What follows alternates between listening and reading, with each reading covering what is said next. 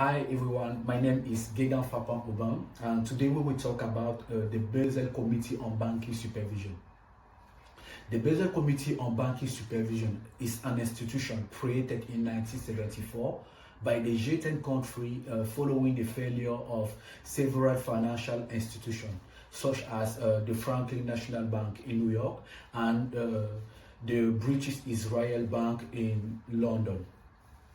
This committee was set up to reinforce the soundness of global financial system as well as the effectiveness of prudential supervision and cooperation between banking regulators. It also has the task of publishing best banking and supervisory practice. Since its creation, the Basel Committee had no legal personality, and it was only in 2013 that a charter was adopted to govern its activity.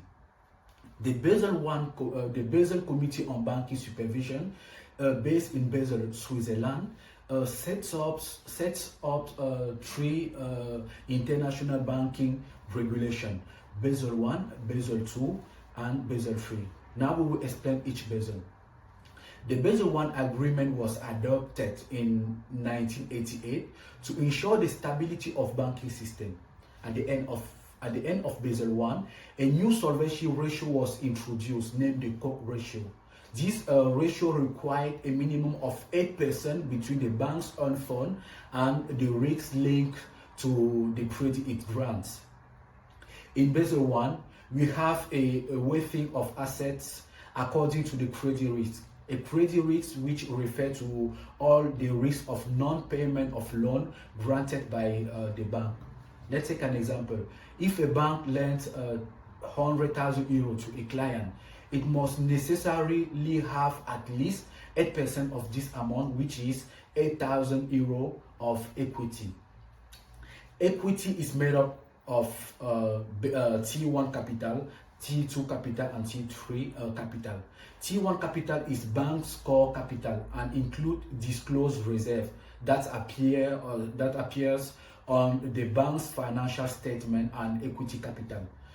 And this money is found a bank used to function on a regular basis and form basis of a financial institution strength. And T2 capital is a bank's supplementary capital, undisclosed reserves, subordinated term debt, hybrid financial product, and other items make up the fund. Since Basel I only covered credit risk and didn't propose any measure concerning the market and the operational risks, the emergence of inactive derivatives and structured product made market from 1996 on what was one of the main catalysts for a revision of a regulatory framework resulting from the Basel I agreement. Now we will talk about Basel II. Basel II is part of process to improve the assessment of potential risk, to establish a prudential supervisory system, and to promote market discipline based on transparency. The architecture of Basel II framework is mainly based on three pillars. Pillars 1, minimum capital required for bank. Pillars 2, a prudential supervision procedure by the supervisory authorities. And Pillars 3, enhanced transparency and market discipline. Pillar 1, minimum capital required for banks. Basel II introduced a new solvency ratio named the McDonald ratio, which, in addition to a credit risk taken to account in Koch ratio, also include market and operational risk. It can be defined as follow: a regulatory capital divided by credit risk plus market risk plus operational risk must be greater than or equal to 8%. A Pillar 2 supervisory review process by supervisory authority.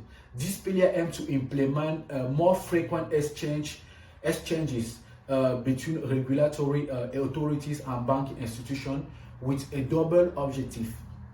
The first one is to push the banks to develop technique and manage their risk and capital levels. And the second one is to give regulators some control over regulatory capital requirement.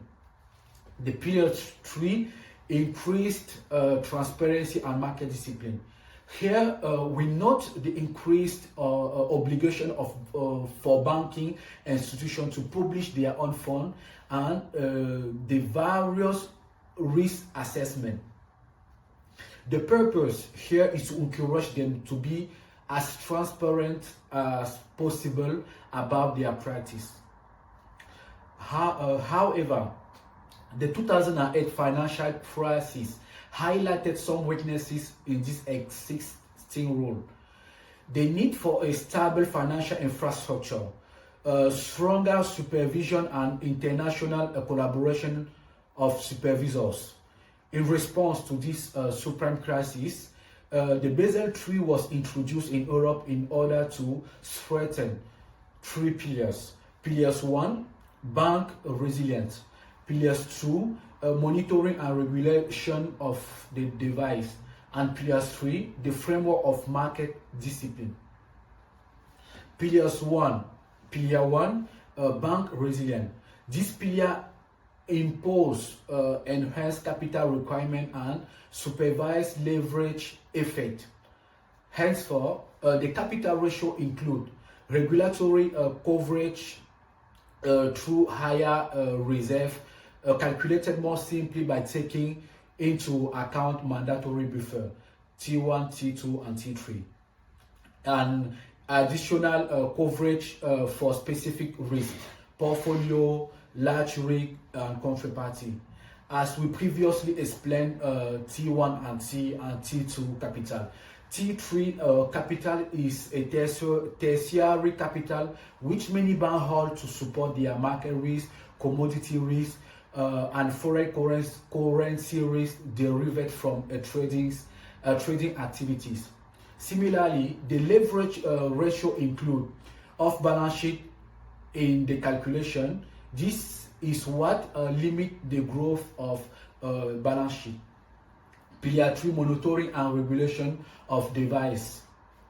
The regulation of this measure is entrusted to governance within the European Union and legal framework, such as text rule, apply to the member state and supervisory at the level by supervisory authorities in the carry out through a standard and practice rule. And ratio introduced for liquidity monitoring, sanction ranging from limitation of distribution to the withdrawal of banking license are obviously planned. Pillar 3, the framework of market discipline. This discipline required a publication of relevant financial information and sound remuneration policy. Though market operation must be remunerated in line with risk taking, using the system of ungranted bonus malus at the deferred payment with a share portion. Similarly, the published balance sheet must be very detailed. The Basel III Accord and its enhancement continue to take shape, and its full implementation at the international level is planned for 2027. In this respect, banking sector, which is subject to risk, is very sensitive to current event, and its regulation cannot be set in stone. Currently, due to the health and energy crisis, the Basel Committee is acting accordingly and calling on banks to be increasingly vigilant about the economic impact of this crisis. To the end, the committee is considering the implementation of urgent measures to ensure the stability of trading of credit institutions. It should be noted that the global banking system has a significantly higher level of capital and liquidity, so it can be drawn on their liquidity and capital to deal with this crisis that impact the global economics. Thank you for your attention.